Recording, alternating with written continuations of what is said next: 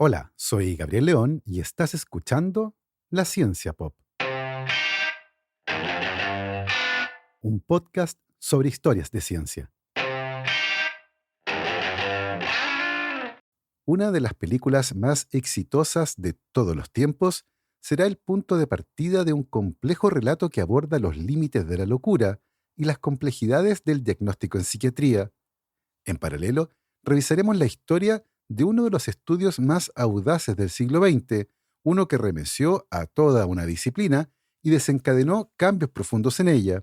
Hoy, gracias a una investigación periodística, sabemos que ese estudio tiene importantes grietas y tal vez su historia es más potente que sus datos. Les recuerdo que este proyecto es financiado en un 100% por el aporte voluntario de mis muy queridos patrons. Si quieren apoyar este proyecto, lo pueden hacer en www.patreon.com/lascienciapop y ahí se pueden inscribir para hacer un aporte mensual y apoyar a la producción de este podcast.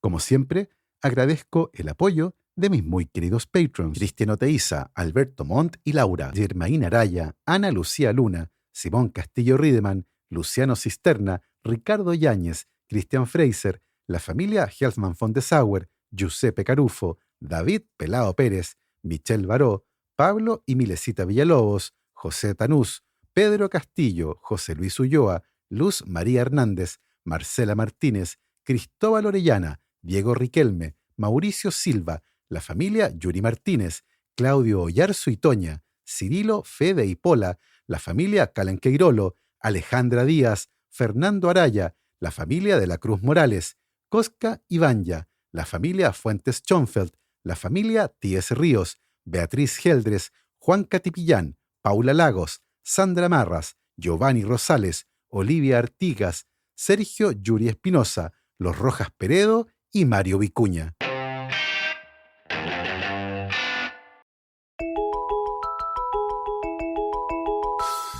Wintry, mintry, cutry, corn, apple seed and apple thorn, wire, briar, limberlock, 3 geese in a flock. One flew east, and one flew west, and one flew over the cuckoo's nest.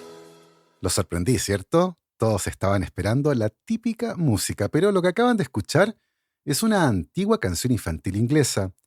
Se llama Vintry, Mintry, Cutry, Corn, y como muchas canciones de cuna, parece inofensiva, hasta que uno la escucha con más atención. La última parte se refiere a una bandada de gansos que vuelan y dice One flew east, one flew west, and one flew over the cuckoo's nest. Uno voló al este, uno voló al oeste y uno voló sobre el nido del cuco. El cuco es un pájaro de la misma familia del correcaminos, y aunque suena poético, en inglés la palabra cuckoo también es una forma de decir que alguien está loco.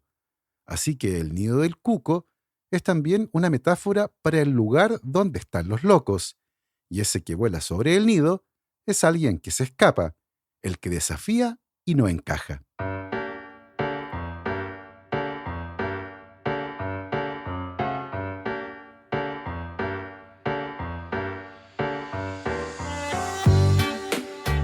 Ese verso fue el que inspiró a Ken Kesey para ponerle el título a su novela de 1962, One Flew Over the Cuckoo's Nest. La novela fue un éxito, pero su impacto se multiplicó 13 años después, cuando el director checo-estadounidense Milos Forman la llevó al cine. En inglés, la película se llamaba igual que la novela, pero en español se tradujo con un título bastante menos poético. Acá la conocimos como Atrapado sin salida, y aunque la metáfora del vuelo se pierde un poco, la sensación de encierro queda intacta. La historia, tanto en la novela como en la película, sigue a Randall Patrick McMurphy, interpretado magistralmente por Jack Nicholson. McMurphy ha sido condenado a prisión, pero decide fingir estar mentalmente enfermo para evitar la cárcel, los trabajos forzados y el maltrato de los guardias. Su plan funciona a la perfección, ya que lo trasladan a un hospital psiquiátrico, pero lo que encuentra ahí no es precisamente un panorama más alentador que el que había evitado. El hospital está regido por normas muy estrictas, rutinas repetitivas y una figura de autoridad que lo controla todo: la enfermera Ratched. Siempre amable, siempre pulcra y absolutamente implacable. Los pacientes viven entre fármacos, silencios y miradas vacías.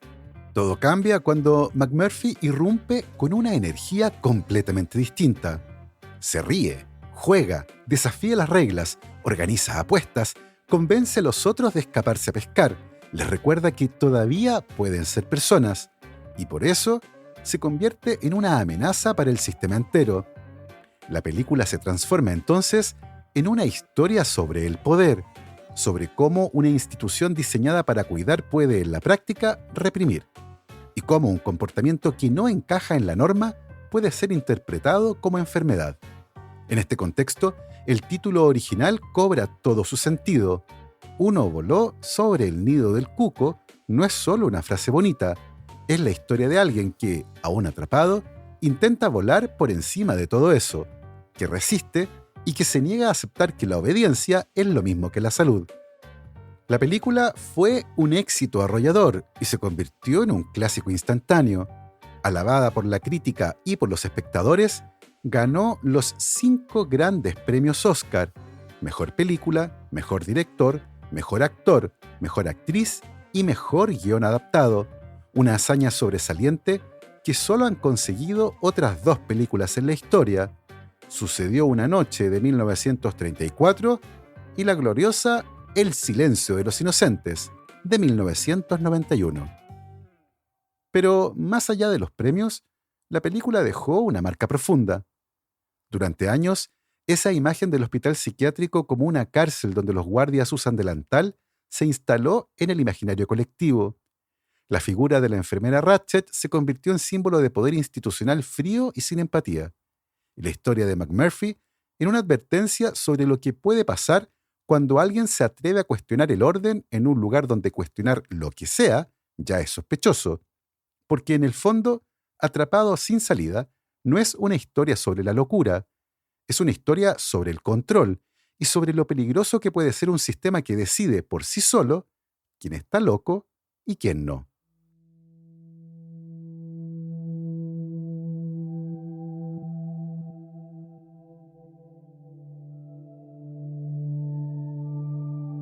Durante siglos, la forma en que las sociedades han entendido la enfermedad mental ha estado cargada de misterios, temores y muchas veces violencia. En el mundo antiguo, los trastornos mentales eran interpretados como castigos divinos o desequilibrios cósmicos. Los griegos hablaban de los humores: bilis negra, bilis amarilla, flema y sangre. Si había un exceso de uno, se desataba la locura.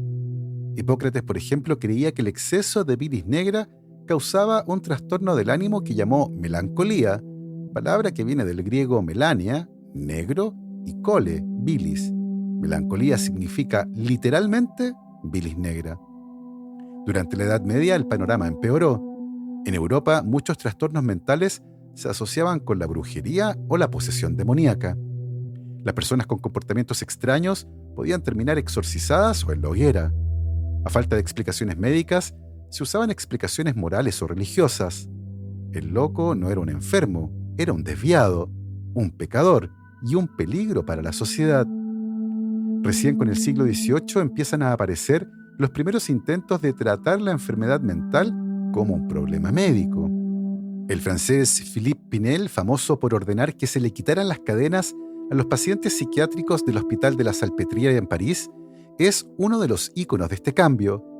La locura comienza a ser pensada como algo que se puede observar, describir y tal vez tratar. Pero todavía estaba muy lejos de entenderse. Durante el siglo XIX, con la medicina volviéndose más sistemática, aparecieron las primeras clasificaciones clínicas. Se empezó a hablar de esquizofrenia, manía, histeria y neurosis. Pero la forma de diagnosticar seguía siendo profundamente subjetiva. El médico observaba, escuchaba y decidía, muchas veces en base a su intuición, su experiencia o sus prejuicios. El siglo XX no trajo una solución inmediata.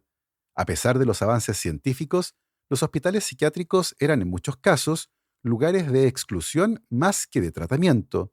Internar a alguien era una forma de sacarlo de la vista pública. El diagnóstico muchas veces era apenas una formalidad, y a veces bastaba con que alguien dijera que un familiar se estaba comportando de manera rara para que fuera encerrado, y de manera indefinida. Mujeres rebeldes que no obedecían, hombres que desafiaban a la autoridad, niños inquietos, todos podían ser etiquetados como enfermos mentales. Y es ahí donde surge la pregunta incómoda. ¿Cómo sabemos si alguien realmente está enfermo o si solo no encaja con las normas sociales?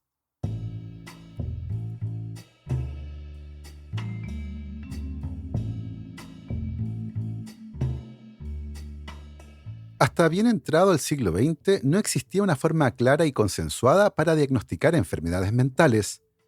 Cada médico, cada institución y cada país podía tener sus propias categorías.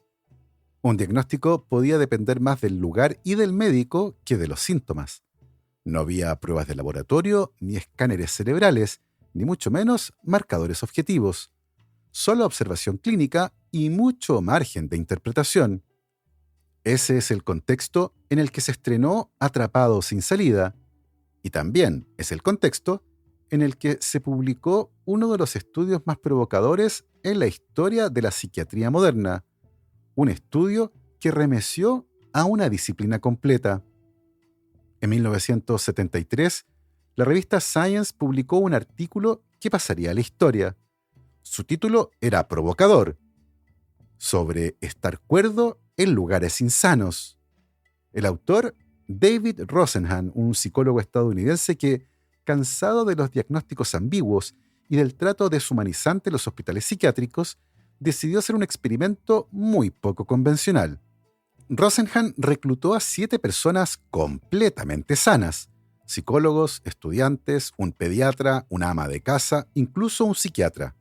Él mismo también participó como el 8º pseudopaciente, como los llamó.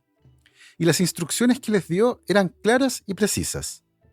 Todos debían presentarse en distintos hospitales psiquiátricos de Estados Unidos, públicos y privados, en ciudades grandes o pequeñas, y simular un único síntoma: decir que escuchaban voces, para ser más precisos, 3 palabras en particular: empty, hollow y thud, vacío, hueco y golpe seco. Palabras sin una carga simbólica clara, elegidas precisamente por eso, no significan nada. El resto de la historia debía ser completamente verdadera. Sus vidas, relaciones, trabajos, todo lo demás debía ser real. El objetivo: ver qué pasaba. ¿Los internarían? ¿Notarían los psiquiatras que estaban sanos? ¿Cuánto tiempo tardarían en darse cuenta? La respuesta fue más inquietante de lo que el propio Rosenhan había anticipado. Todos los pseudopacientes fueron admitidos. Ninguno fue detectado como impostor por el personal médico. De hecho, todos recibieron diagnósticos formales, la mayoría vinculados con la esquizofrenia. Una vez dentro, no importaba cuán normales actuaran, todo lo que hacían era reinterpretado como parte de su trastorno. Tomar notas se veía como un comportamiento obsesivo, preguntar por la hora como ansiedad, negarse a tomar los medicamentos, que fingían tragar, como resistencia al tratamiento. Lo más escalofriante es que, aunque el personal no notó nada raro, varios de los otros pacientes sí lo notaron. Algunos se acercaban a los pseudopacientes y les decían cosas como: ¿tú también eres periodista? ¿Estás investigando el hospital? Los verdaderos pacientes sí sospechaban, los médicos no. En total, los falsos pacientes pasaron internados entre 7 y 52 días. Todos fueron dados de alta eventualmente, pero ninguno como sano. El diagnóstico al salir fue, en la mayoría de los casos, esquizofrenia en remisión, como si una vez que entras al sistema no pudieras salir del todo limpio. La publicación del estudio fue un bombazo. La prensa lo promocionó como una evidencia clara de lo frágil que era la psiquiatría, mientras que muchos escribieron críticas a la metodología y las interpretaciones. Uno de los críticos más duros del estudio de Rosenhan fue un psiquiatra llamado Robert Spitzer. Y su crítica no fue precisamente sutil. En 1975 escribió un artículo en respuesta al experimento, donde incluyó una comparación que se ha vuelto célebre y que decía algo así: si yo bebiera 1 litro de sangre y sin contarle a nadie lo que hice, me presentara en la urgencia de un hospital vomitando sangre, el comportamiento del equipo médico sería completamente predecible. Me diagnosticarían con una úlcera sangrante y comenzarían a tratarme. Y no creo que en ese caso yo pudiera argumentar de manera convincente que la medicina no sabe diagnosticar una úlcera. La idea era simple pero potente. Si alguien se presenta con síntomas fabricados, es lógico que le diagnostiquen en función de esos síntomas. No se trata de un error médico, sino de un sistema que responde a la información que recibe. En otras palabras, el experimento de Rosenhan no demuestra que la psiquiatría no funcione, sino que los médicos no son adivinos.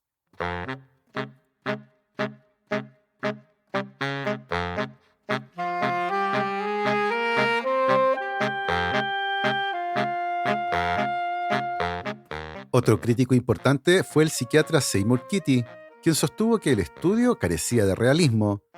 Según él, no era razonable esperar que los psiquiatras consideraran de entrada que un paciente podría estar fingiendo una enfermedad mental, no porque fueran ingenuos, sino porque esa no es la base sobre la que se construye una relación clínica. Después de todo, en medicina, uno parte de la buena fe del paciente, y si yo llego a la consulta de un médico y le digo un montón de síntomas que acabo de inventar, ciertamente me van a diagnosticar en base a esos síntomas. No solo los expertos criticaron el estudio. Uno de los hospitales que se vio involucrado se sintió directamente atacado por las conclusiones del estudio de Rosenhan. La reputación de su equipo estaba en juego y respondieron con un desafío. Le escribieron a Rosenhan y le pidieron que durante un año enviara pseudopacientes al azar, cuando él quisiera. El hospital, aseguraron, se encargaría de identificarlos. Al final del año le dirían cuántos impostores habían detectado, y Rosenhan aceptó. Estaba convencido de que el hospital no sería capaz de distinguir entre un paciente real y uno falso. Cuando terminó el año, el hospital le escribió triunfante. Habían identificado a 41 pseudopacientes. El problema es que Rosenhan no había enviado a nadie. El estudio de Rosenhan dejó al descubierto un problema estructural. Si personas sanas podían ser diagnosticadas como enfermas y nadie dentro del sistema podía notarlo, entonces algo muy profundo estaba fallando. Y la pregunta ya no era solo ¿qué es estar loco?, sino ¿quién tiene el poder de decidirlo? El impacto fue gigantesco. El artículo puso en jaque la credibilidad de los diagnósticos psiquiátricos y muchos lo consideran un punto de inflexión en la historia de la salud mental. La psiquiatría, presionada por las críticas, comenzó a buscar maneras más objetivas y sistemáticas de poder diagnosticar, y ese impulso terminaría cristalizando pocos años después, en 1980, gracias a un trabajo iniciado 3 décadas antes.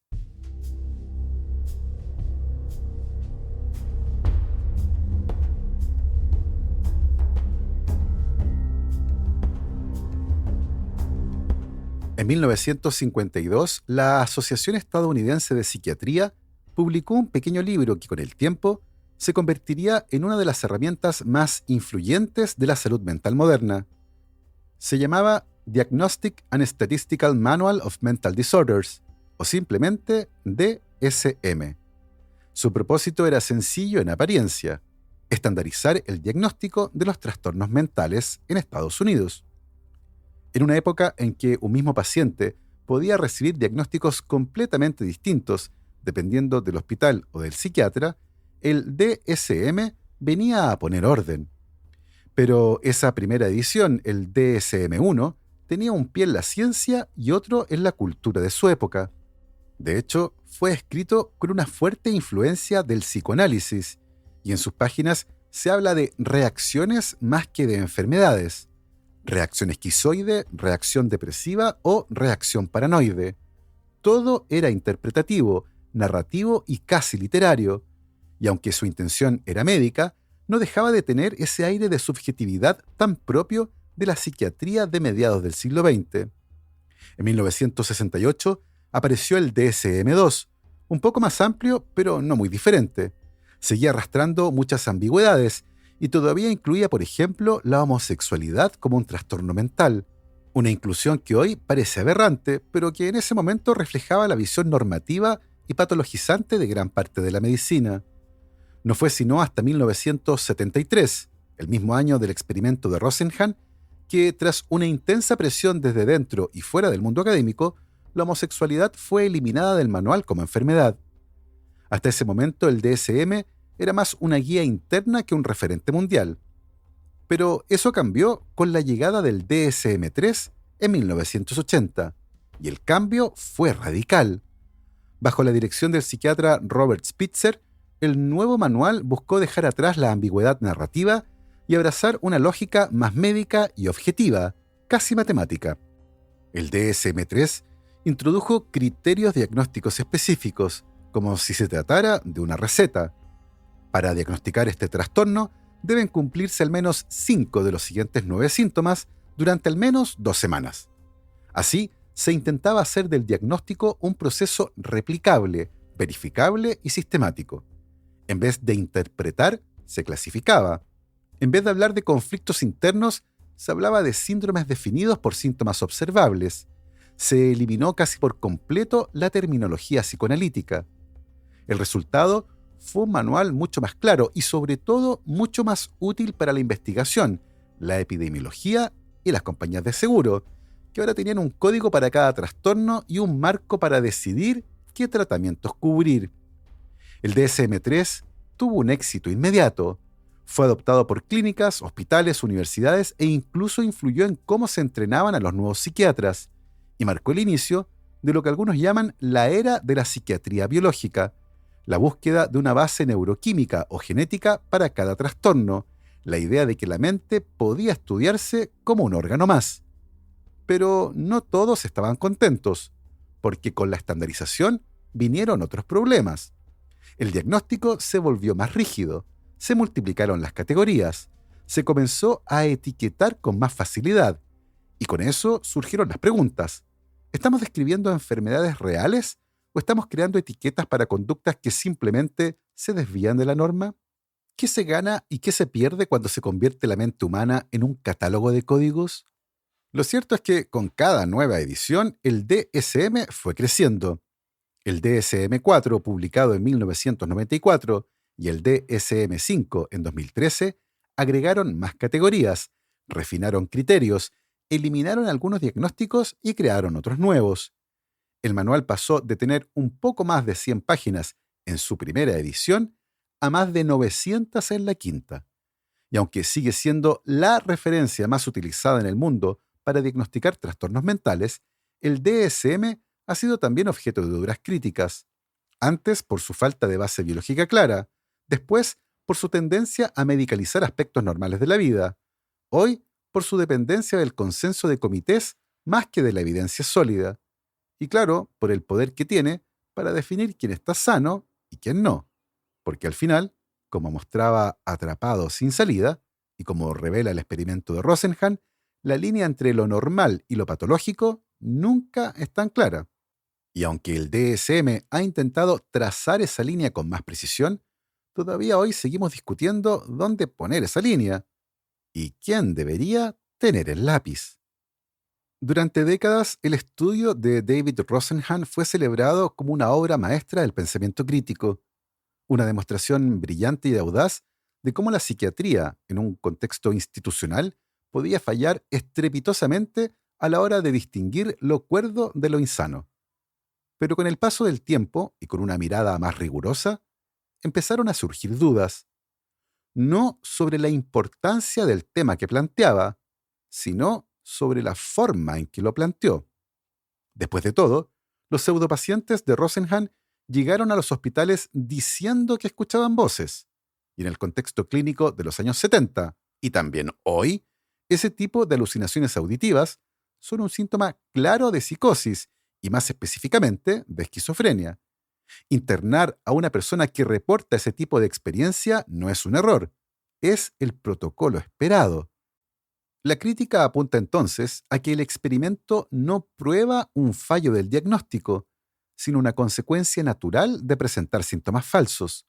En otras palabras, no es que los psiquiatras no supieran diferenciar lo normal de lo anormal, es que al recibir un caso con síntomas graves, actuaron como se suponía que debían actuar, y una vez dentro del hospital, todo lo que hicieran esos pacientes, por más normales que parecieran, se interpretaba bajo esa etiqueta inicial, no porque los médicos fueran torpes, sino porque el entorno institucional crea un marco donde todo comportamiento se filtra a través del diagnóstico.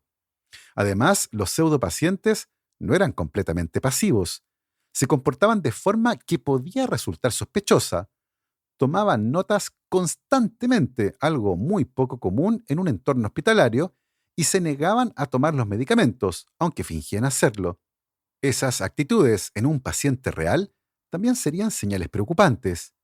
Si alguien está diagnosticado con esquizofrenia y luego se comporta de forma evasiva, ¿es un impostor o simplemente un paciente con resistencia al tratamiento?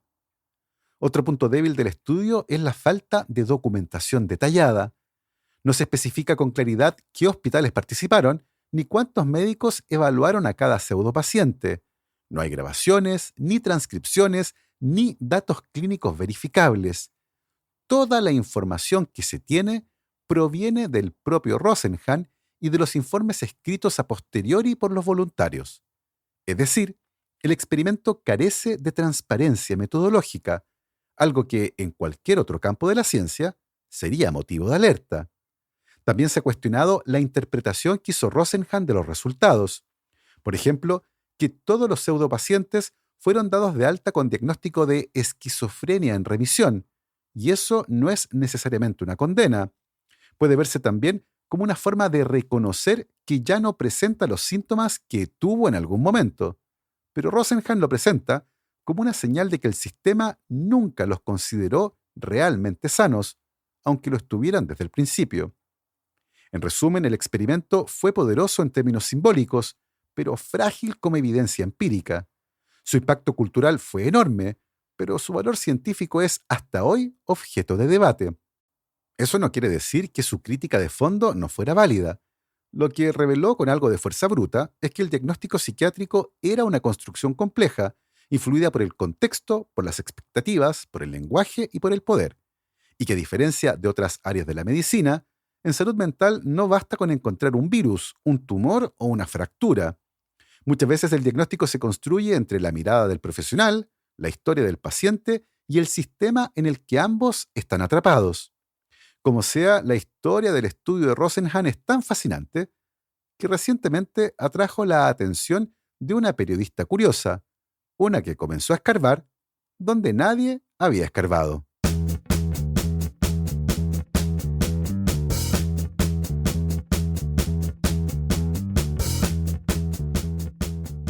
Susana Cahalan es una periodista de 40 años con un gran interés por la salud mental, interés que tiene un origen profundamente personal.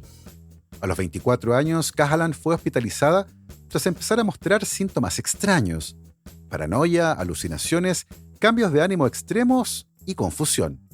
Estuvo a punto de ser diagnosticada con esquizofrenia, pero un médico detectó algo distinto, y tenía razón. No era un trastorno psiquiátrico, sino una encefalitis autoinmune. Su sistema inmunológico estaba atacando a su cerebro. Esa historia la contó en su primer libro, Brain on Fire, que fue un éxito editorial y terminó adaptado como película por Netflix. Una historia que también les conté en este podcast, bajo el título Dibuja un reloj. Ahora bien, la experiencia de Cahalan con su complejo diagnóstico la dejó con una pregunta persistente. ¿Cuántas personas están siendo mal diagnosticadas con enfermedades mentales cuando en realidad tienen otra cosa? Fue entonces cuando se encontró con el experimento de David Rosenhan. La primera reacción de Cahalan fue de admiración, pero cuando quiso saber más, quiénes fueron los voluntarios, qué hospitales participaron, qué pasó realmente, empezó a encontrar algo inquietante: silencio, o más bien, vacíos. Y como buena periodista, cuando algo no calza, investiga. Cahalan buscó a los pacientes, revisó archivos personales de Rosenhan, contactó a sus colegas y cruzó información. Y lo que encontró fue desconcertante. Solo pudo identificar con certeza a uno de los pseudopacientes, un joven llamado Harry Lando, que relató una experiencia bastante positiva en el hospital donde estuvo internado. Dijo haber sido tratado con respeto y cuidado y que incluso salió sintiéndose mejor. Curiosamente, ese caso no fue incluido en el artículo publicado por Rosenhan. No encajaba con la narrativa. A medida que avanzaba, Cahalan descubrió algo más. Rosenhan había firmado un contrato con la editorial Doubleday para escribir un libro sobre el experimento. El contrato incluía un adelanto de $11,000, cifra bastante significativa para la época. Pero el libro nunca llegó a publicarse. Y no solo eso. En 1989, la editorial demandó a Rosenhan por no haber entregado el manuscrito tras años de retrasos.